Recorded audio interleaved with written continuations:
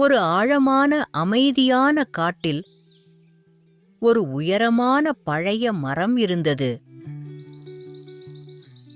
அந்த மரத்தின் மேல் கிளையில் ஒரு புத்திசாலி ஆந்தை அமைதியாகவும் விழிப்புடனும் வாழ்ந்தது. சூரியன் மறைந்து நட்சத்திரங்கள் மின்னின. ஆந்தை தனது பெரிய பொன்னிறக் கண்களை திறந்தது.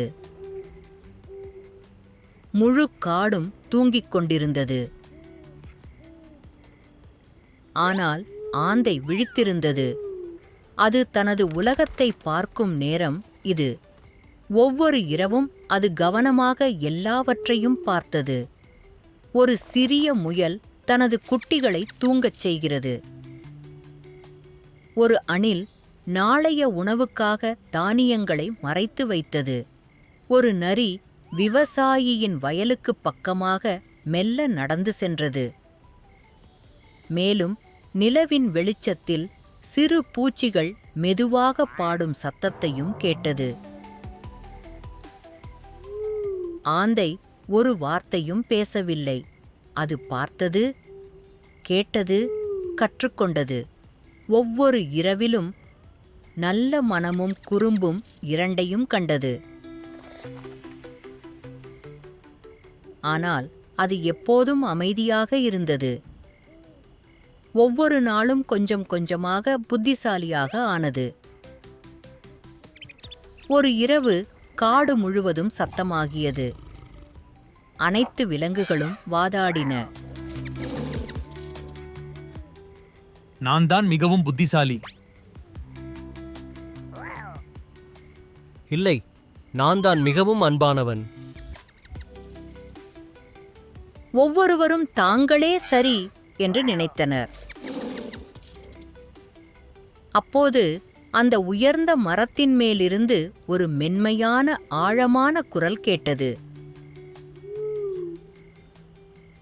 என் அன்பான நண்பர்களே, நான் எவ்வளவு அதிகமாக பார்க்கிறேனோ அவ்வளவு குறைவாக பேசுகிறேன். நான் எவ்வளவு குறைவாக பேசுகிறேனோ அவ்வளவு அதிகமாக கேட்கிறேன். நான் எவ்வளவு அதிகமாக கேட்கிறேனோ அவ்வளவு புத்திசாலியாக ஆகிறேன். அந்த காடு முழுவதும் அமைதியாகிவிட்டது. நிலவின் வெளிச்சம் ஒவ்வொரு முகத்திலும் மெதுவாக ஒளிர்ந்தது. அந்த இரவு முதல் விலங்குகள் கனிவாக பேசின, அதிகமாக கேட்டன மற்றும் அந்த ஆந்தையைப் போல புத்திசாலியாக இருக்க முயன்றன. உண்மையான ஞானம் பேசுவதிலில்லை, கேட்பதில்தான் உள்ளது. ஒரு பசுமையான காட்டில் குரங்கு, மான்குட்டி மற்றும் ஆமை 3 நல்ல நண்பர்களாக வாழ்ந்தனர். அவர்கள் தினமும் சேர்ந்து விளையாடுவார்கள். குரங்கு மரங்களில் ஏறி பழங்களைப் பறித்து எல்லாருக்கும் கொடுத்தது. மான்குட்டி பசும்புல்லை எடுத்து நண்பர்களுடன் பகிர்ந்தது. ஆமை மெதுவாக கதைகள் சொல்லி எல்லாரையும் சிரிக்க வைக்கும். அவர்கள் எப்போதும் மகிழ்ச்சியாக இருந்தனர். ஒருநாள் மான்குட்டி பசும்புல்லை தேடிச் சென்றபோது வேட்டைக்காரன் வைத்த வலையில் சிக்கிக் கொண்டது. மான்குட்டி பயந்து அழுதது. ஐயோ, யாராவது என்னை காப்பாற்றுங்களேன்! அதை கேட்ட குரங்கும் ஆமையும் உடனே ஓடி வந்தனர். குரங்கு வலையை கிழிக்க முயன்றது. ஆனால் கயிறு மிகவும் பலமாக இருந்தது.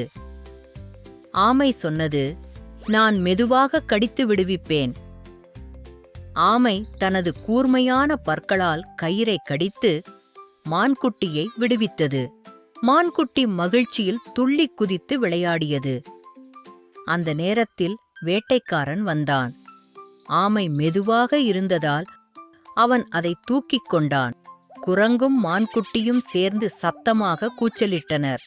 வேட்டைக்காரன் பயந்து ஆமையை கீழே விட்டுவிட்டு ஓடிவிட்டான். ஆமை சிரித்து சொன்னது, நண்பர்கள் இருந்தால் எந்த சிக்கலும் எளிதாக தீரும். அந்த நாளிலிருந்து அவர்கள் இன்னும் வலுவான நண்பர்களாக வாழ்ந்தனர். உண்மையான நண்பர்கள் எப்போதும் நம்மை காப்பாற்றுவார்கள். ஒற்றுமை இருந்தால் எந்த சிக்கலையும் வெல்லலாம்.